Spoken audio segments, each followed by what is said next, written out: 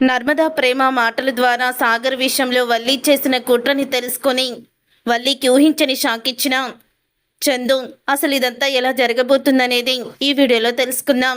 రామరాజు చేసిన పనితో అప్పుడే ఇక సాగర్ అయితే కోపంతో రగిలిపోతూ ఇల్లు వదిలి వెళ్ళిపోవడానికి బట్టలన్నీ కూడా సర్దుకుంటూ ఉంటాడు. ఏంటి సాగర్ నువ్వు చేసే పని అని అంటూ ఉంటే ఇంకా నీకు అర్థం కావడం లేదా? ఆయన చెప్పింది నీకు వినిపించలేదా? అసలు అవినీతిగా మోసం చేసిన డబ్బులతో తీసుకొచ్చిన బట్టలే కాదు, నేను అవినీతి చేసిన వాళ్ళని కూడా లోపలికి రానివ్వను అని చెప్పి ఎలా మాట్లాడుతున్నాడో నువ్వు కూడా చూసావు కదా. అంత మాట అనిపించుకున్నాక డైరెక్ట్గా ఇంట్లో నుంచి వెళ్ళిపో అని చెప్పిన తర్వాత ఇక నేనెందుకు ఉంటాను, పద వెళ్దాం అని అంటూ ఉంటాడు. నేను రాను అని నర్మద అనేసరికి అప్పుడే ఇక నర్మదనైతే కొట్టబోతాడు. అప్పుడే ఇక నర్మద అయితే మావయ్య గారు నువ్వు చేసిన పనికే కదా ఆయన బాధ తట్టుకోలేక అలా చూపించారు.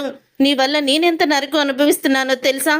అసలు నువ్వు చేసిన పనికి నా కొలీగ్స్ అందరూ కూడా నన్ను ఎన్నెన్ని మాటలు అంటున్నారు. మరి నా బాధను ఎవరికి చెప్పుకోను అని అంటూ ఉంటుంది నర్మద అయితే. అంటే నేను ఇంట్లో నుంచి వెళ్ళిపోయినా నువ్వు నాతో రావన్నమాట అని అంటూ ఉంటాడు. సాగర్ అయితే వస్తాను, భర్త వెంటే భార్య, భర్త ఎక్కడుంటే అక్కడికి భార్య వెళ్ళాలి కదా, ఇల్లు దాటి బయటికి వస్తాను, నీకోసం కన్నవాళ్ళని వదిలేసిన దాన్ని ఈ ఇల్లును వదిలేనా అని అడుగుతూ ఉంటుంది నర్మద. కానీ నేను చెప్పినట్టు నువ్వు చెయ్యాలి, నువ్వు జాబ్కి రిజైన్ చేసేయి అని అంటూ ఉంటుంది నర్మద అయితే. ఇక ఆ మాట విని సాగర్ అయితే ఏంటి బ్లాక్మెయిల్ చేస్తున్నావా? అలా చేస్తే నేను ఇంట్లో నుంచి వెళ్ళననుకుంటున్నావా అని అనగానే బ్లాక్మెయిల్ కాదు, నేను నిజంగానే చెప్తున్నాను. నేను కాదు మావయ్య గారి మాటే నా మాట కూడా. నువ్వు లంచం ఇచ్చి అవినీతిగా సంపాదించుకున్న ఆ జాబు మనకి అవసరం లేదు, రిజైన్ చేసేయి అని అంటూ ఉంటే చూడు జాబుకి నేను రిజైన్ చేయను, నువ్వు మా నాన్న ఏం చేసుకుంటారో చేసుకోండి అని అంటూ ఉంటాడు సాగర్ అయితే. ఇక సాగర్ అన్న మాటలకి నర్మద అయితే చాలా బాధపడుతూ ఉంటుంది. తర్వాత ఇంకా తిరుపతికి ఫోన్ చేస్తుంది వల్లి ఏమీ జరగనట్టు. అప్పుడే తిరుపతి బాబాయ్ ఏం చేస్తున్నారు, భోజనం చేశారా అని అడుగుతూ ఉంటే ఏం భోజనం అమ్మా, ఇంట్లో పెద్ద గొడవ అయింది అని అంటూ ఉంటాడు తిరుపతి. అయ్యో బాబాయ్ గొడవ అవడం ఏంటి అని వల్లి ఏమీ తెలియనట్టు నటిస్తూ ఉంటుంది. ఏం చెప్పమంటావు, మళ్ళీ సాగర్ అని మా బావ తిట్టాడు. సాగర్ అందరికీ డబ్బులు పెట్టి తనకి మొదటి జీతం వచ్చిందని అందరికీ బట్టలు తీసుకొస్తే ఆ బట్టలన్నీ కాల్ చేశాడు. సేటు దగ్గర జాబ్ కోసం 20 లక్షలు ఏంటో అప్పు చేశాడట. ఆ సేటు మా బావని అడిగేసరికి మా బావకి కోపం వచ్చింది అని అంటూ ఉంటాడు తిరుపతి అయితే. అయ్యో బాబాయ్ అంత పని జరిగిందా, ఇంట్లో ఎంత గొడవలు అవుతున్నాయా, నేను అసలు కూడా తట్టుకోలేకపోతున్నాను. నువ్వు కూడా ఏమీ ఇక మనసులో పెట్టుకోకు బాబాయ్, అందరినీ కూడా నువ్వే చూసుకోవాలి. అత్తయ్య గారు లేరు, నేను లేను కాబట్టి అందరికి నువ్వే నచ్చ చెప్పుకోవాలి అని చెప్తూ ఫోన్ పెట్టేస్తుంది వల్లి అయితే. అమ్మోయ్ మొత్తానికి నీ ప్లాన్ వర్కౌట్ అయ్యింది, అక్కడ పెద్ద గొడవ అయిపోయింది అని అంటూ ఉంటుంది వల్లి అయితే. అవునా అమ్మడు, ఈ భాగ్యం ప్లాన్ చేసిందంటే ఏమవుతుందనుకుంటున్నావు? ఖచ్చితంగా జరుగుతుంది. ఆ నర్మద ఇప్పుడు మూలను కూర్చొని ఏడుస్తూ ఉంటుంది. అటు భర్తకి చెప్పుకోలేక ఇటు మామగారికి నచ్చజెప్పలేక మధ్యలో నలిగిపోతుంది. నువ్వు ఇంటికి వెళ్తే నిన్ను బయటికి గెంటేశారు కదా వాళ్ళిద్దరూ కూడా, ఇప్పుడు కుమిలి కుమిలి ఏడుస్తుందిలే, అలాగే జరగాలి అని అంటూ ఉంటుంది భాగ్యమైతే. తర్వాత ఇక నర్మద దగ్గరికి ప్రేమ, ధీరజ్ అలాగే చందు కూడా వస్తారు. ఏడుస్తున్న నర్మదని చూసి అక్క బాధపడకక్క, ఏదో ఒక రోజు మావయ్య గారు సాగర్ బావుని అర్థం చేసుకుంటారు అని అంటూ ఉంటే ఏమో ప్రేమ నాకేమీ అర్థం కావడం లేదు, సాగర్ చూస్తే ఇలాగా, మావి చూస్తే ఇలాగా, ఏమీ తెలియడం లేదు ప్రేమ అని బాధపడుతూ ఉంటుంది నర్మద. బాధపడుకు నర్మద, మంచి వాళ్ళకే కష్టాలు వస్తాయని అంటూ ఉంటారు, అది మన విషయంలోనే జరుగుతుంది. మీరేమో ఇంటి కోసం ఆ వల్లి చేసిన తప్పులని అన్నీ కూడా కప్పిపుచ్చి వల్లి ఎప్పటికైనా మారుతుందనుకున్నారు, కానీ అది మారలేదు. కానీ తిరిగి మీకే అన్నీ కూడా తిట్లు, మిమ్మల్ని అందరూ కూడా అవమానించి మిమ్మల్ని అనడం జరుగుతుంది. అలాగే నా మంచితనానికి ఆ వల్లి లాంటి దుర్మార్గురాలు భార్య అయ్యింది అని బాధపడుతూ ఉంటాడు చందు అయితే. ఎలాగైనా సాగర్కి నువ్వే నచ్చ చెప్పాలి నర్మద, వాడు కూడా చాలా కోపం ఎక్కువ, కోపంలో ఏం చేస్తాడో కూడా తెలీదు అని అంటూ ఉంటాడు. చందు అయితే అదే నాకు భయమేస్తుంది బావా అని అంటూ ఉంటే ఇంతలో ఇక ఇంతకీ నడుపుడేడి అని అడుగుతూ ఉంటారు చందు అలాగే ధీరజ్ ఇద్దరూ కూడా. ఏమో బావా, ఇంట్లో నుంచి వెళ్ళిపోదామన్నాడు. నేను ఉద్యోగానికి రిజైన్ చేయమన్నాను.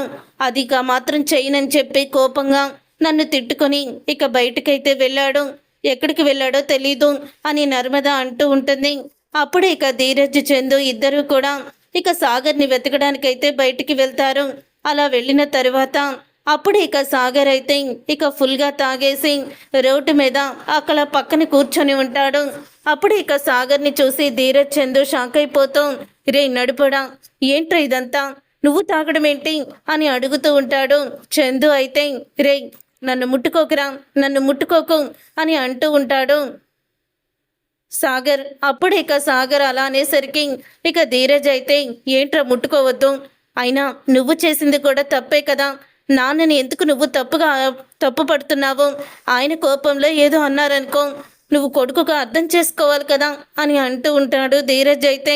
ఏంట్రా చెప్పేది, ఏంటి అర్థం చేసుకునేది, పిల్లలు అసలు ఏమవుతారో, వాళ్ళకి ఇష్టమైందేంటో తెలుసుకోకుండా తనకి ఇష్టమైందే చేయమనేవాడు తండ్రి ఎలా అవుతాడు అని అంటూ ఉంటాడు సాగర్ అయితే.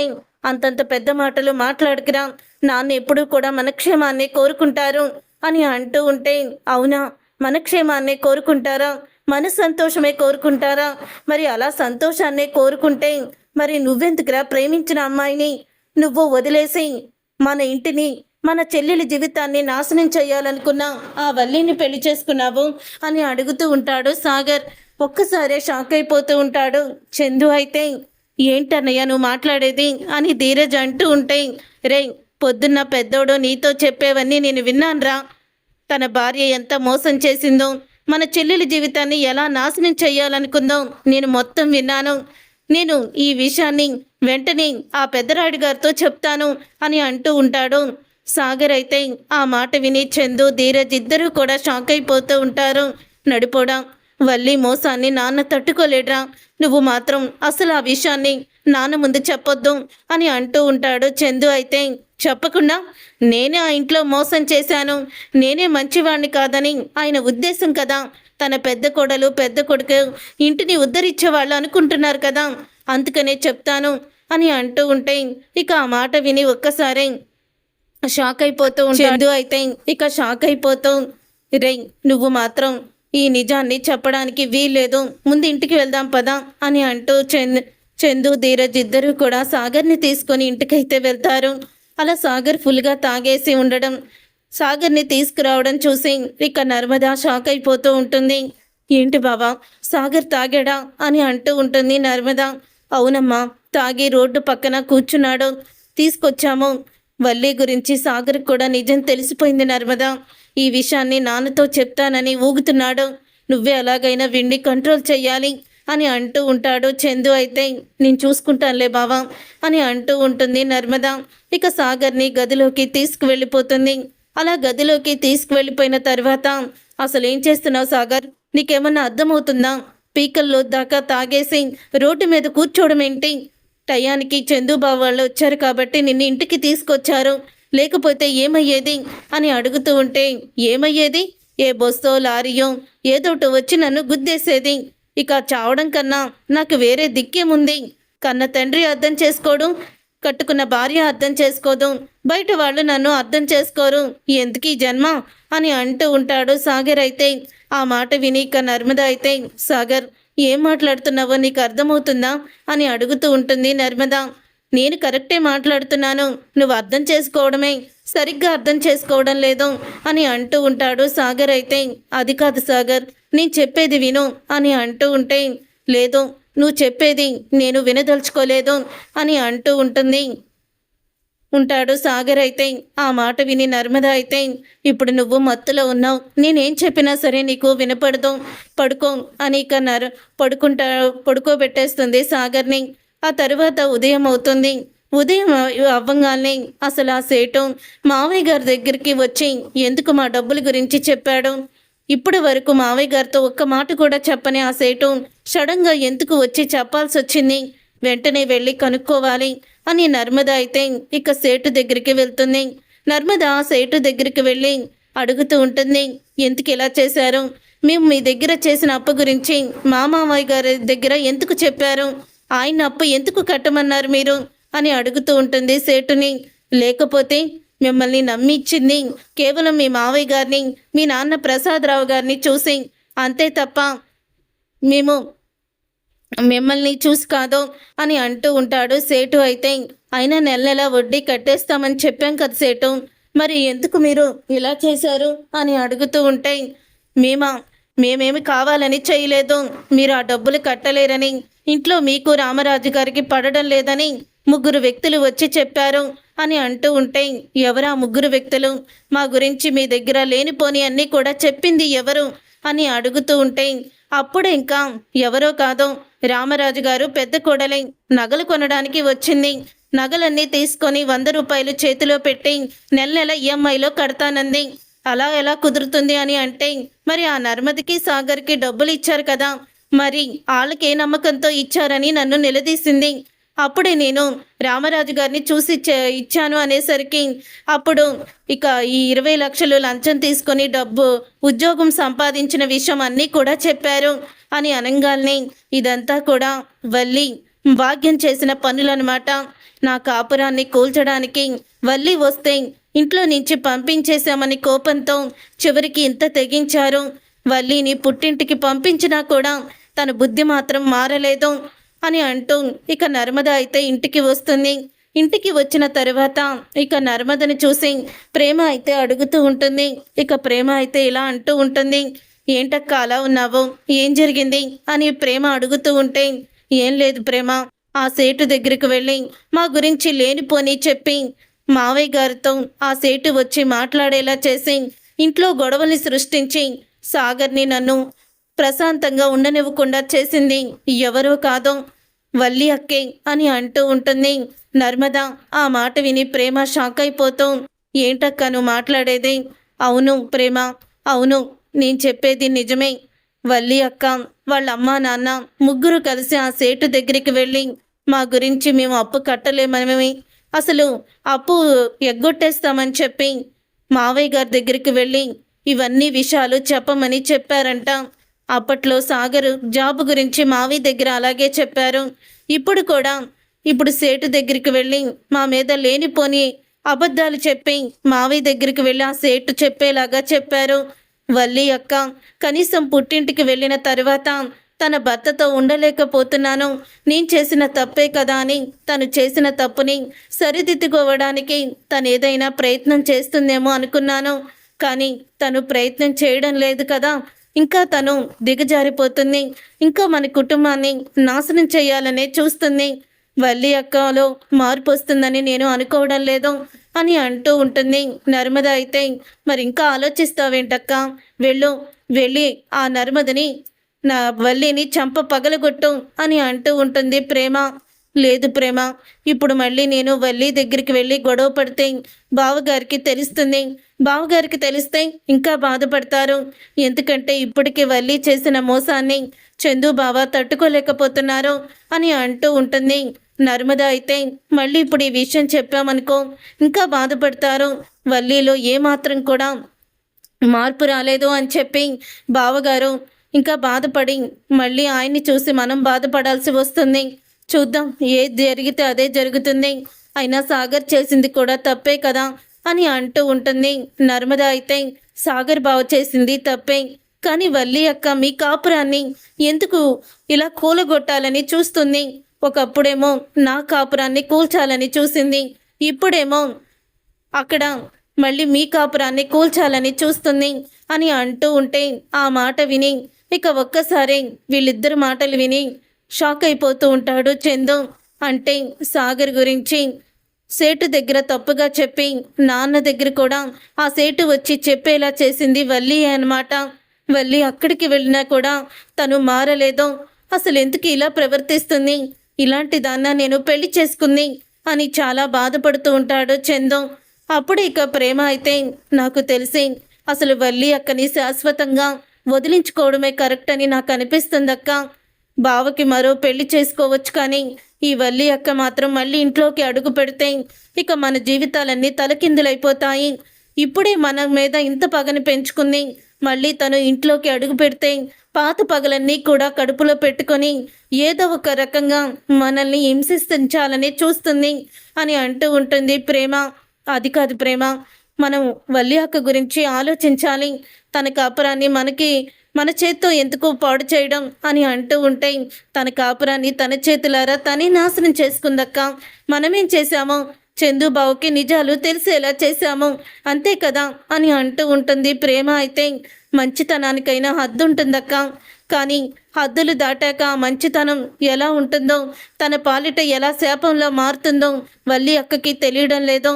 ఇప్పుడే నేను మావయ్య గారికి నిజం చెప్పేస్తాను అని అంటూ ఉంటుంది ప్రేమ. అయితే అప్పుడే ఇక ప్రేమ అన్న మాటకి నర్మద అయితే వద్దు, అప్పుడే కాదు, కొంచెం ఓపిక పట్టు అని అంటూ ఉంటుంది నర్మద. లేదక్క, ఓపిక నశించేస్తుంది, ఇక నా వల్ల అయితే కాదు అని ప్రేమ అంటూ ఉంటుంది. లేదు ప్రేమ, నాకు తెలిసి వల్లి అక్క గురించి బావగారు పూర్తిగా నిజాలు తెలుసుకోవాలి. ఇంకా బావగారికి అమూల్య విషయమే తెలుసు, ఇక వేరే విషయాలేమీ తెలియవు. అంటే వల్లి అసలు ఏం చదువుకోలేదని తెలుసు, కానీ వాళ్ళు కోటీశ్వర్లు అని చెప్పి బావగారి దగ్గర అబద్ధం చెప్పారు. బావగారితోనే పెళ్లి ఖర్చులు పెట్టించి ఆ సేటు 10 లక్షలు అప్పు చేసేలాగా చేశారు. ఆ సేటుకి 10 లక్షలు కట్టలేక బావగారు ఎంతో నరకం అనుభవించారు. తరువాత మీ అత్తయ్య భద్రావతి దగ్గర డబ్బులు తీసుకొని 10 లక్షలు, చివరికి అమూల్య జీవితాన్ని నాశనం చేయాలనుకున్న దుర్మార్గుల వాళ్ళు అని అంటూ ఉంటే ఆ మాట విని ఇంకా షాక్ అయిపోతూ ఉంటాడు చందు. అంటే వల్లి మొదటి నుంచి నన్ను మోసం చేస్తూనే వచ్చింది, ఇక వల్లిని వదిలిపెట్టకూడదు అని అనుకుంటూ ఉంటాడు చందు. కోపంగా వల్లి దగ్గరికి అయితే వెళ్తాడు. అప్పుడే ఇక భాగ్యం, వల్లి, ఆనందరావు ముగ్గురు కూడా డ్యాన్సులు వేస్తారు. ఈ పాటకి ఆ నర్మద కొంగి కృంగి కుసించిపోతుంది. అటు మామగారికి ఇటుకు భర్తకి చెప్పలేక మధ్యలో నలిగిపోతుంది. నన్నే ఇంట్లో నుంచి బయటికి గెంటేస్తుందా, నన్ను మా బావని కలవనివ్వదా, చెప్తాను, ఆ నర్మదికి ఇంకా నరకం చూపిస్తాను అని అంటూ పక్కకి తిరిగి చూసేసరికి చందు అయితే ఉంటాడు. ఇక చందుని చూసి షాక్ అయిపోతూ ఉంటుంది వల్లి అయితే. అప్పుడు ఇక వల్లి అయితే షాక్ అయిపోతూ బా నువ్వా, రా అంటూ ఇక చాలా ప్రేమగా మాట్లాడుతూ ఉంటే అప్పుడు ఇక వల్లి దగ్గరికి వెళ్ళి చందు అయితే వల్లి చంప పగలగొడతాడు. ఒక్కసారి ఇక భాగ్యం, ఆనందరావు షాక్ అయిపోతూ ఉంటారు. పుట్టింటికి పంపిస్తే కాస్తో కూస్తో బుద్ధి వస్తుందేమో అనుకున్నాను, కానీ నీ బుద్ధి ఇంకా వంకరగానే ఉంది. ఆ సేటు దగ్గరికి వెళ్ళి సాగర్ గురించి ఆ సేటు దగ్గర తప్పుగా చెప్పి ఇంట్లో నాన్న సాగర్ గొడవ పడేలా చేసి నర్మద కాపురాన్ని కూల్చాలని చూసావా? అసలు నర్మద ఏం చేసింది నిన్ను? నువ్వు చేసిన తప్పులన్నీ ఇప్పటి వరకు దాచిపెట్టడమా నర్మద చేసిన తప్పు?